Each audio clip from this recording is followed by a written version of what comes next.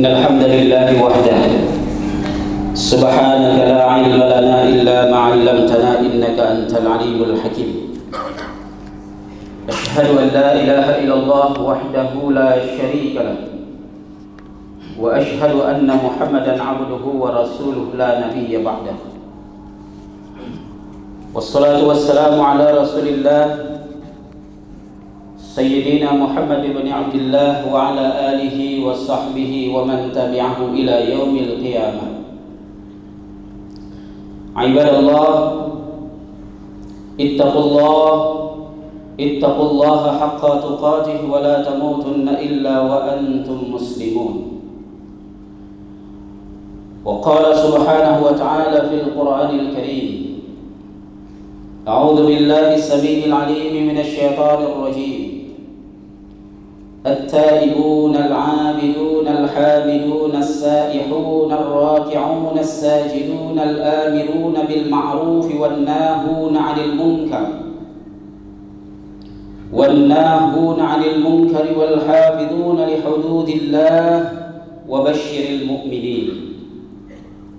رضيت بالله ربا وبالإسلام دينا وبمحمد نبيا ورسولا. رب اشرح لي صدري ويسر لي أمري واحلل عقدة من لساني يفقهوا قولي. Ibadur Rahman, sidang jamaah Jumat yang insyaallah dimuliakan oleh Allah Subhanahu wa taala. Imam Muslim rahimahullah meriwayatkan dari Abu Hurairah radhiyallahu anhu sebuah kisah seorang sahabat yang biasa dan bahkan sangat biasa, sehingga ada seorang sahabat dari kalangan Ansar pernah berkata, jangan terlalu dekat dengan dia karena khawatir akan menularkan keadaan kehidupannya.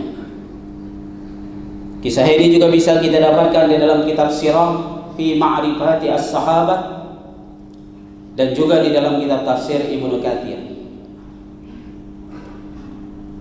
Jemaah insyaallah dimuliakan oleh Allah Subhanahu wa taala. Seorang sahabat yang kurang dikenal bahkan di kalangan para sahabat, karena ia sering duduk menyendiri karena kekurang pedeannya dengan sahabat yang lain. Kondisi dan keadaannya lah yang menyebabkan ia tidak berani dan berkecil hati untuk bisa bersama duduk dengan para sahabat senior. Namun ia memiliki tempat di hati Nabi dengan sangat luar biasa. Satu hari setelah sholat, ada yang mengatakan sholat zuhur, ada yang mengatakan sholat asar, Rasulullah SAW datang menghampirinya yang duduk di pojok masjid, sambil kemudian beliau bertanya, "Ya Julaibib, tidakkah engkau mau menikah?" Dia pun menjawab, "Ya Rasulullah, orang tua mana yang mau menikahkan putrinya untukku?" Selesai dialog hari itu, Rasulullah pulang. Hari berikutnya pertanyaan yang sama diajukan oleh Rasulullah SAW selepas sholat, sengaja diperdengarkan kepada para sahabat yang lain. Jawaban Julaibib juga sama. Di hari yang ketiga kembali Rasulullah SAW bertanya, "Ya Julaibib, tidakkah engkau mau menikah?" Bahkan dengan kalimat yang sedikit berbeda, Julaibib kemudian menjawab, "Ya Rasulullah, tidak akan pernah ada orang yang mau menikahkan putrinya untukku. Untuk apa engkau bertanya sampai 3 hari ini?" Setelah Julaibib menjawab seperti itu, di hari yang ketiga Rasulullah meraih tangan Julaibib, kemudian mengajaknya pergi. "Ilahina ya Rasulullah, mau bawa kemana aku ya Rasulullah?" "Aku ingin melamarkan seorang gadis untukmu wahai Julaibib." Rasulullah menuju ke sebuah rumah seorang tokoh dari kaum Ansor yang kaya raya. Dan di rumah itu dikenal oleh seantero Madinah ada seorang gadis yang sangat jelita. Banyak orang yang ingin melamarnya tapi belum berani. Bahkan ada yang khawatir duluan takut ditolak. Kesanalah Rasulullah datang bersama sahabat Julaibib. Sampainya di rumah itu, Rasulullah langsung mengutarakan niatnya kepada yang punya rumah bahwa saya datang ingin melamar putri. Ayah si gadis ini pun terperanjat, kaget luar biasa, senang bahagia karena Nabi mau melamar anaknya. Dia pun berkata, ya Rasulullah, siapa yang akan menolak lamaranmu? Rasulullah menduga bahwa si ayah ini salah duga, salah paham. Wahai sahabat, aku melamarkan putrimu bukan untukku, tapi untuk sahabatku Julaibib. Lebih terperanjat lagi si ayah ini kemudian mengatakan, untuk dia ya Rasulullah. Ya, tunggu dulu, saya diskusi dulu dengan istrinya. Dia masuk ke dalam rumah, lantas kemudian dia mengatakan kepada istrinya bahwa Rasulullah ingin melamar putri kita. Si istri juga belum lagi selesai suaminya ngomong, langsung menyambutnya dengan bahagia. Wahai suamiku, jangan tolak lamaran Nabi. Kita akan nikahkan putri kita dengan Nabi. Rupanya si istri juga salah paham. Maka suami mengatakan, wahai istri, Rasulullah datang melamarkan putri kita bukan untuk dirinya, tapi untuk sahabat. Siapa? Tanya istrinya. Tuh Julaibib. Setengah berteriak, istri sahabat ini mengatakan, Al-Qis, si cebol itu, si gelandangan itu. Oh tidak, mau jadi apa putri kita ya? Mau dibawa kemana putri kita? Dia rumah pun nggak ada, keluarga pun kita nggak tahu asalnya di mana. Lihatlah tubuh dia, hitam, mukanya sangat, badannya bongkok, pendek, cebol begitu, gelandangan, tidur entah di mana. Anak kita mau dibawa kemana? Tidak. Dan kita harus jawab kepada Nabi. Kita tidak bisa terima. Maka sepakatlah suami istri itu untuk menjawab kepada Rasulullah Sallallahu Alaihi Wasallam. Ya Rasulullah. Mereka keluar bersama dan mengatakan, kami tidak bisa menerima lamaran untuk sahabat. Julaibib yang sedari tadi menunduk di samping Nabi bertambah malu, bertambah kecut dan kecil hatinya, merasa sangat terhina dirinya. Karena jika mendengar teriakan si ibu tadi mengenai dirinya. Ketika itu Rasulullah SAW pun mengatakan, baik wahai sahabatku, tidak apa, kau tidak menerimanya, saya pulang. Belum lagi Rasulullah melangkahkan kaki untuk keluar dari rumah itu, tiba-tiba terdengar suara si gadis. Ya Rasulullah, engkau datang melamar diriku, maka akulah yang berhak menjawabnya, bukan ayah dan ibuku. Dan satu keyakinanku ya Rasulullah, bahwa engkau datang atas arahan Allah Subhanahu wa Ta'ala. Engkau ingin memberikan kebahagiaan dan kebaikan dalam kehidupanku. Aku sangat yakin engkau tidak ingin menzolimi dan menyakitiku, apalagi mencelakakan hidupku. Maka aku ingin menjawab kepadamu ya Rasulullah, aku menerima lamaran sahabatmu Julaibib. Seketika itu Rasulullah Sallallahu Alaihi Wasallam tidak mampu menahan air matanya demi mendengar jawaban si gadis jelita tadi, berbeda dengan orang tua. Sedang Rasulullah terdiam dalam tangisannya bersama dengan sahabatnya Julaibib, si gadis kemudian mengarahkan pandangannya kepada kedua orang tuanya, sambil kemudian dia berkata, wahai ayah dan ibuku, tidakkah engkau mendengar firman Allah Subhanahu wa Ta'ala? A'udzubillahi minasyaitonir rajim.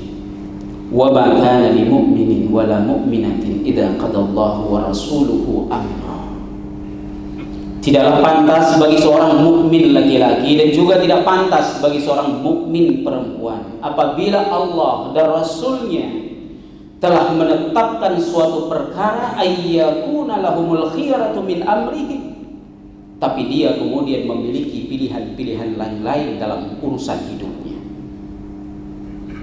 Wa may ya'sillaha wa rasulahu faqad dhalla dhalalan mubina. Barang siapa yang bermaksiat kepada Allah dan Rasulnya, maka sungguh ia telah tersesat dengan kesesatan yang nyata.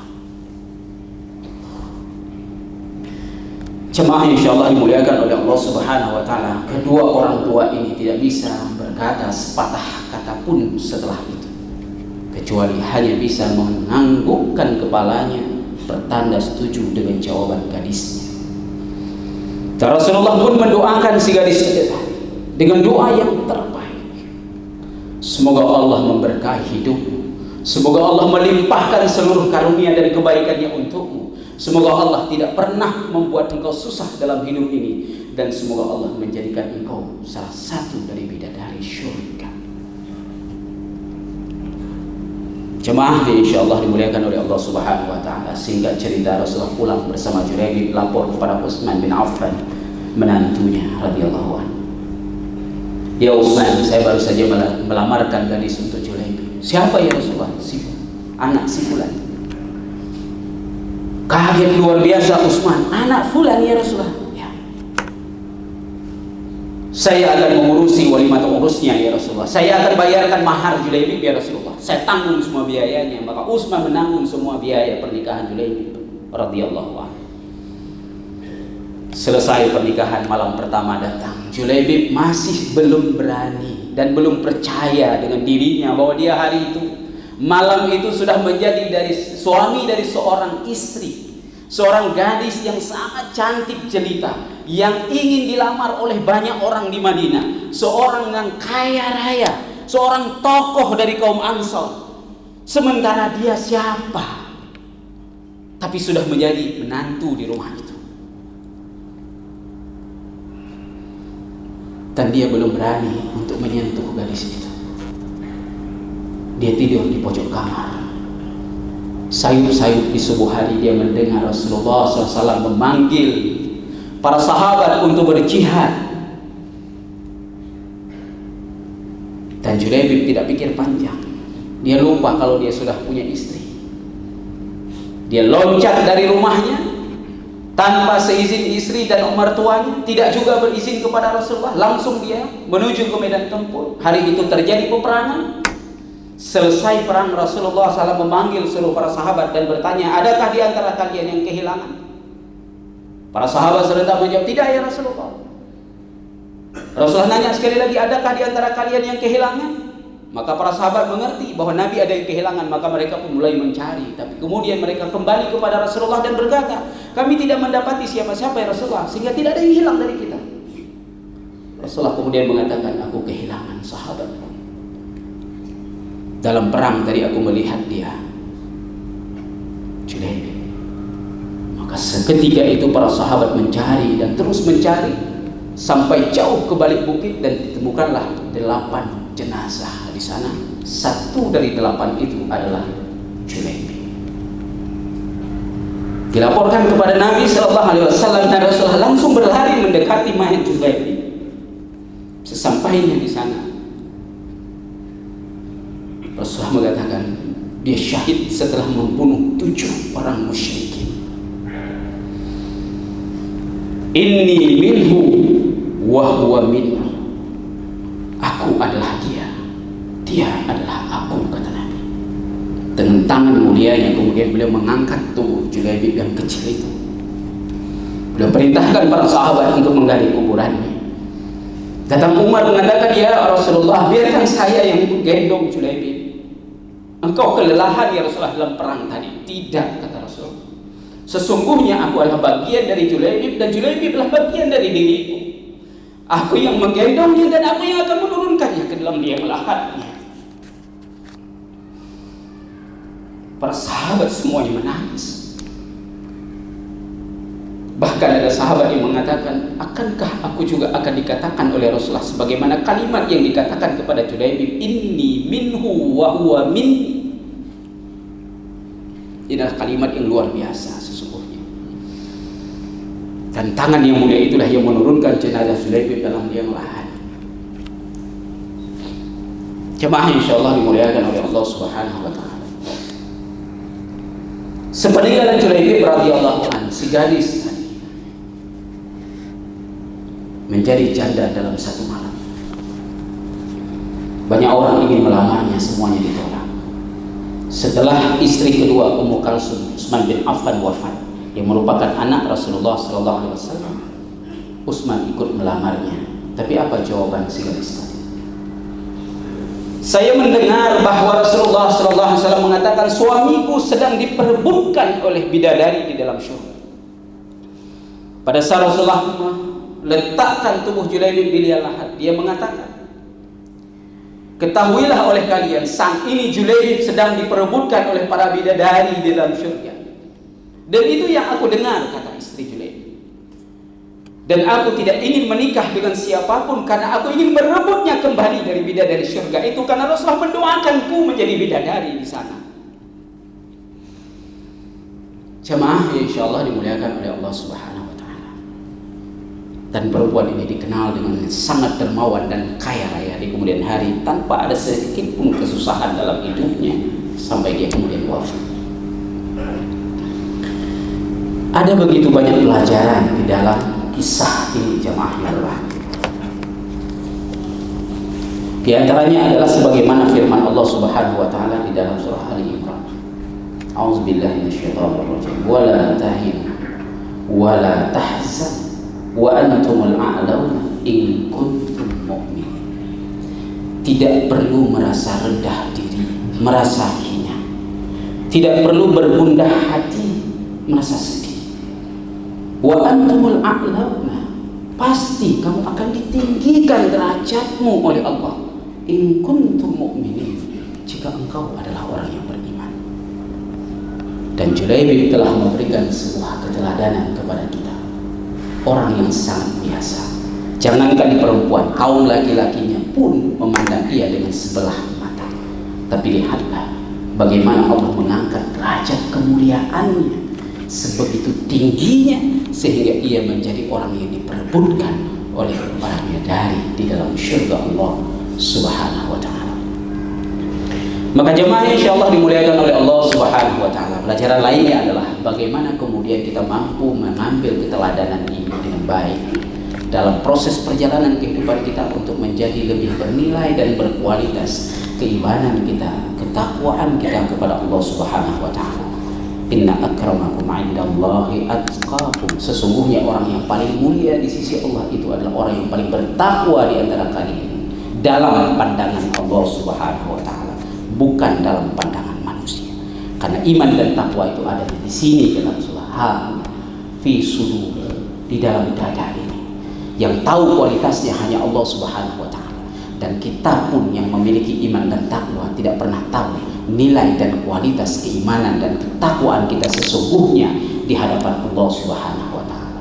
Maka rukuk dan sujud yang kita lakukan secara berjamaah setiap hari di setiap waktu, jangan sampai nilainya menjadi zero hanya karena ada hasad dalam diri kita. Jangan sampai ibadah-ibadah sunnah, puasa-puasa sunnah yang kita lakukan dengan menahan diri dari lapar, haus, dahaga, capek, penat, segala macam kita korbankan untuk melakukan banyak kebaikan. Jangan sampai nihil nilainya hanya karena umpatan-umpatan riba, fitnah, hoax yang kita bicarakan dari hari ke hari atau bahkan di saat menjelang berbuka puasa sunnah itu. Jangan sampai kebaikan-kebaikan infak, sedekah, zakat, wakaf dan apapun yang sudah kita berikan di jalan Allah Subhanahu wa taala kemudian kita tidak mendapatkan nilai apapun di sisi Allah Subhanahu wa taala dikarenakan kita tidak mampu menjaga lisan kita, hati kita, pikiran kita, cara berinteraksi kita dengan manusia, sehingga kita tidak mendapatkan apapun di hadapan Allah, dan itu akan sangat merugikan diri kita sendiri karena kita sudah berbuat banyak dan terus berbuat tapi ternyata kita tidak dapatkan apa-apa. Wa ma umiru illa liya'budullaha mukhlishina lahuddin. Tidak ada yang diperintahkan kepada kita oleh Allah melainkan untuk mengabdikan diri kepadanya dan ikhlas dalam menjalankan setiap kebaikan dalam agama ini. Semoga kita dimudahkan dalam hal tersebut oleh Allah Subhanahu wa taala. Fastaghfiru li wa lakum fa'tabiru ya ulil albab, fa'tabiru ya ulil absar.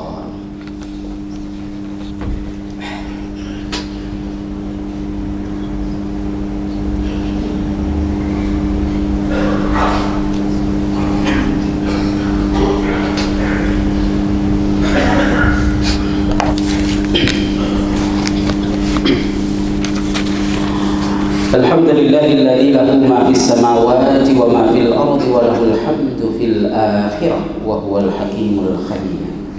Asyhadu an la ilaha illallah wahdahu la syarika lahu wa asyhadu anna Muhammadan 'abduhu wa rasuluhu la nabiyya ba'dahu. Wassalatu wassalamu ala Rasulillah sayyidina Muhammad ibn Abdullah wa ala alihi wa sahbihi wa man tabi'ahu ila yaumil qiyamah. Amma ba'du fa ya ibadallah, أوصيكم وإياي بتقوى الله فقد فاز المتقون. وقال سبحانه وتعالى في القرآن الكريم: أعوذ بالله السميع العليم من الشيطان الرجيم. يا أيها الذين آمنوا اتقوا الله وقولوا قولا سديدا يصلح لكم أعمالكم ويغفر لكم ذنوبكم ومن يطع الله ورسوله فقد فاز فوزا عظيما. قل اللهم مالك الملك تؤتي الملك من تشاء وتنزع الملك ممن تشاء وتعز من تشاء وتذل من تشاء بيدك الخير إنك على كل شيء قدير. تولج الليل في النهار وتولج النهار في الليل وتخرج الحي من الميت وتخرج الميت من الحي وترزق من تشاء بغير حساب. اللهم اغفر للمسلمين والمسلمات والمؤمنين والمؤمنات الأحياء منهم والأموات وتابع بيننا وبينهم بالخيرات. ربي وارحم وأنت خير الراحمين. لا حول ولا قوة إلا بالله. ربنا ظلمنا أنفسنا وإن لم تغفر لنا وترحمنا لنكونن من الخاسرين. ربنا لا تزغ قلوبنا بعد إذ هديتنا وهب لنا من لدنك رحمة إنك أنت الوهاب. ربنا إننا آمنا فاغفر لنا ذنوبنا وقنا عذاب النار. ربنا آتنا في الدنيا حسنة وفي الآخرة حسنة وقنا عذاب النار. واعف عنا واغفر لنا وارحمنا أنت مولانا فانصرنا على القوم الكافرين. والحمد لله رب العالمين. إن الله يأمر بالعدل والإحسان وإيتاء ذي القربى وينهى عن الفحشاء والمنكر والبغي يعظكم لعلكم تذكرون. ولذكر الله أكبر والله يعلم ما تصنعون.